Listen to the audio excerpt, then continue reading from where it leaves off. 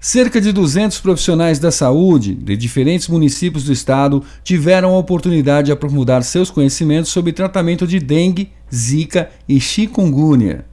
A palestra foi proferida pelo doutor em epidemiologia e pesquisador da Fundação Oswaldo Cruz, José Serbino Neto. A ação compõe uma das estratégias da Secretaria Estadual da Saúde para prevenir a ocorrência e o possível avanço dessas enfermidades no estado e de garantir a assistência à saúde ágil e de qualidade às pessoas afetadas. José Serbino Neto falou sobre avanços em pesquisas e evolução das doenças causadas pelo Aedes. Tem iniciativas em estágios diferentes de evolução.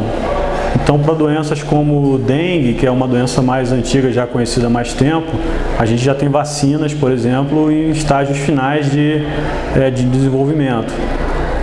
Mas para a zika, por exemplo, que é uma doença que tem uma repercussão para a saúde pública mais recente, a gente tem muito pouca coisa no momento que esteja pronta para ser utilizada. Em questão de planejamento familiar, o especialista acredita que o momento é de aguardar para ter filho. Essa recomendação foi feita já, inclusive, pelo Ministério da Saúde, né? E eu concordo. Eu acho que nesse momento o mais prudente é aguardar. É lógico que isso é sempre uma decisão individual, que a gestante vai considerar, a mulher vai considerar idade, né, outras questões que estão envolvidas nessa decisão. Ela vai ter que se aconselhar com o médico dela, mas de uma forma geral, o ideal seria que ela aguardasse até que a gente tivesse mais informação. Eu acho que nos próximos meses, no próximo ano, a gente já deve ter certamente muito mais informação, ela vai ter uma gestação com mais segurança. O especialista complementa que a gestante deve evitar o vetor e se proteger. No caso das gestantes, o objetivo deve ser evitar o contato com o vetor. Isso é feito primeiro com as medidas mais tradicionais de controle de criadouros. Então, eliminar os criadouros na residência, retirar os potinhos com água, qualquer coisa que possa estar se tornando um criadouro para o mosquito.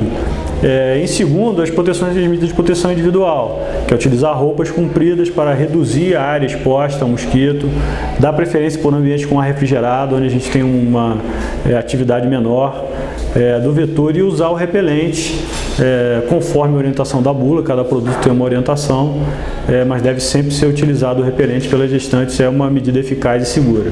Conforme o especialista, é importante verificar o quadro clínico e diagnóstico do paciente e, é claro, na prevenção contra o vetor. Primeiro, a questão da abordagem sindrômica dessas doenças, abordar o paciente que chega com um quadro febril ou um quadro agudo, infeccioso. Ele deve ser abordado e tratado independente do diagnóstico etiológico, independente de a gente saber se é zika, dengue ou chikungunya. A gente deve oferecer o tratamento baseado na apresentação clínica dele, isso é fundamental.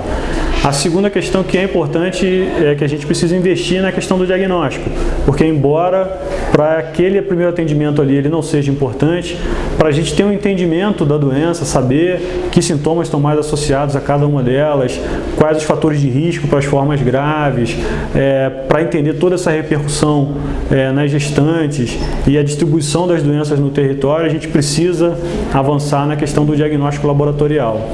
E quanto a gestantes e mulheres que estão identificando microcefalia nos bebês, o especialista acredita que existem medidas de apoio na evolução das crianças. Para as mulheres que estão eventualmente identificando microcefalia nos seus filhos, lembrar que existe sim medidas de apoio e de reabilitação que podem ser dispensadas a essa criança e que podem fazer diferença na evolução dela.